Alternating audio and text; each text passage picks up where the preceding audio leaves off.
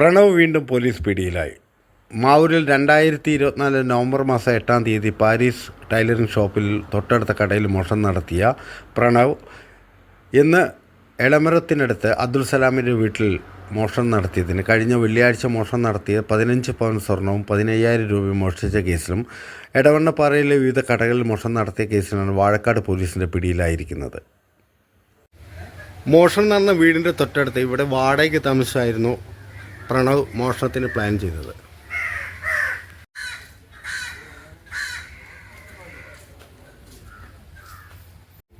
രാത്രി ഈ വീടിൻ്റെ പാരപ്പറ്റ് വഴി ഇതിൻ്റെ മുകളിലൂടെ കയറിയാണ് കള്ളനകത്ത് കയറിയത്.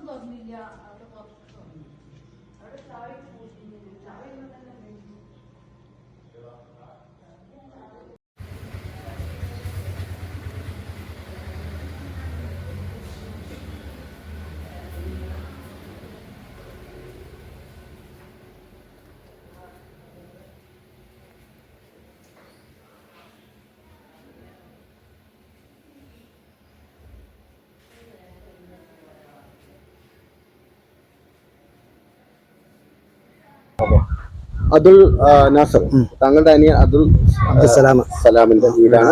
അപ്പൊ ഈ മോഷണവിവരം കഴിഞ്ഞ വെള്ളിയാഴ്ച രാത്രിയാണ് മോഷണം നടന്നത്. ആ സമയത്ത് വീട്ടുകാരിലായിരുന്നു. പക്ഷെ ഈ മോഷണവിവരം നിങ്ങൾ എങ്ങനെയാണ് അറിഞ്ഞത്?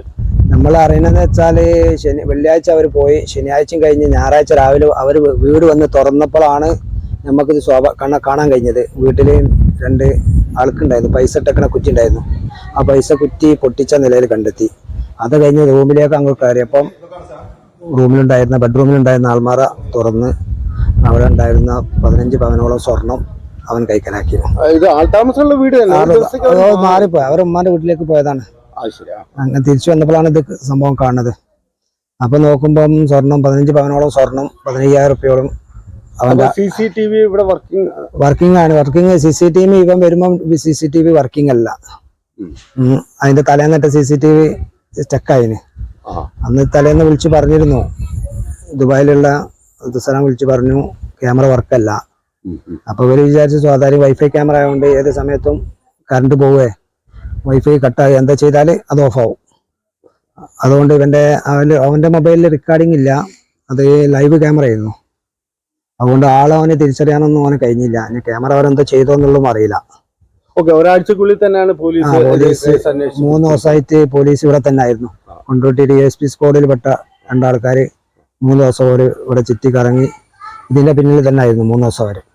ഏതായാലും പോലീസിനോട് താങ്കൾക്ക് എന്താ പറയാനുള്ളത്? പോലീസിന് പറയാനുണ്ട്, അതായത് എത്രയും പെട്ടെന്ന് നമ്മുടെ നാട്ടിൽ ഇതുവരെ നടക്കാത്തൊരു സംഭവമാണ്. നമ്മളെല്ലായിടത്തും നടക്കുന്ന കേക്കലേ ഉള്ളൂ. ഇത് എവിടെ നടക്കാൻ അനുഭവത്തിലൂടെ നമുക്ക് അനുഭവപ്പെട്ടു. അത് പോലീസ് ജോലി കൃത്യമായിട്ട് നല്ല നിലയിൽ പ്രവർത്തിച്ച് 4 ദിവസം കൊണ്ട് പ്രതിനെ പിടിച്ചു.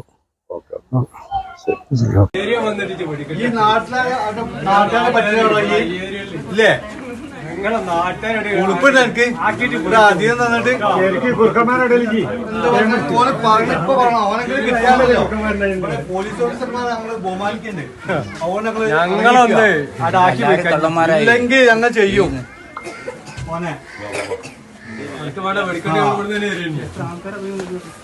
അന്നൊരു അടി അടിച്ചാണല്ലോ ഈ ഓഫീസർമാരെ ബഹുമാനിക്കോണ്ടാട്ടോ.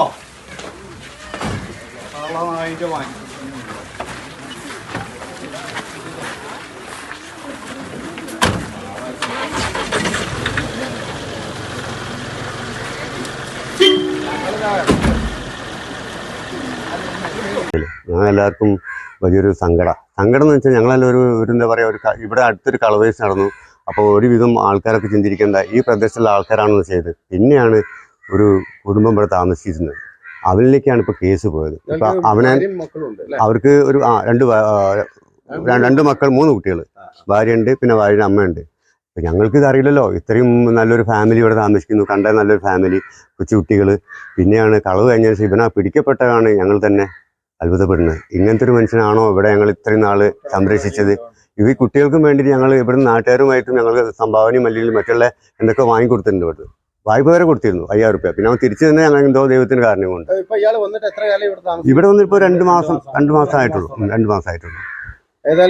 ഇപ്പോഴാണ് ഇതിപ്പോ അടുത്ത എല്ലാവരും പിന്നെ ഇപ്പം വീഡിയോയിൽ ഇതിൽ വാട്സപ്പിലൊക്കെ വന്നപ്പോൾ ഞങ്ങൾ തന്നെ ഒരു ഞെട്ടലോടെയാണ് ഇപ്പോൾ ഞങ്ങൾ അതൊക്കെ ഇപ്പൊ ഞെട്ടലോടെയാണ് ഈ സംഭവം ഞങ്ങൾ അറിഞ്ഞത്. കാരണം ഇത്രയും വിശ്വാസം എന്നിട്ട് വിശ്വാസം പറയില്ല ഇവനാണോ ചെയ്തത് എന്നുള്ളത്. അതാണ് അത്ഭുതം. പക്ഷെ ഒന്നുണ്ട്, ഇത് പിടിക്കപ്പെട്ടില്ലായിരുന്നെങ്കിൽ ഈ പ്രദേശത്തിൽ എല്ലാവരും എല്ലാ സംശയത്തോടെയാണ് ഈ നമ്മളെ അടുത്ത ചുറ്റുപാടിലെ ആൾക്കാർ നമ്മൾ സംശയിച്ചത്. എല്ലാവർക്കും നന്ദി, വളരെ അങ്ങേയറ്റം നന്ദി. ഇത് പിടിക്കപ്പെട്ടതിൽ വളരെ നന്ദി.